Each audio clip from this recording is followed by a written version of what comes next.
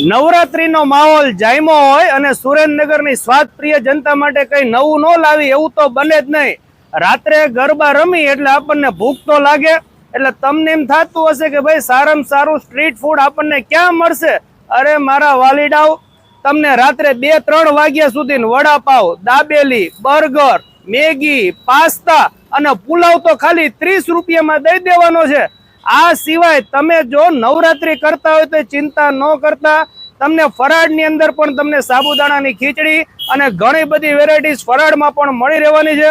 અત્યારે આપણે મંગાવ્યું છે વડાપાવ, જોઈ લો સરસ મજાનું વડાપાવ બનાવ્યું છે બેને, સુપર ટેસ્ટ છે.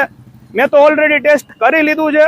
હવે વાત કરી દઈએ એડ્રેસની કે આ બધું તમારે નાસ્તો કરવા માટે આવવાનું ક્યાં. સુરેન્દ્રનગરનો 80 ફૂટનો રોડ છે.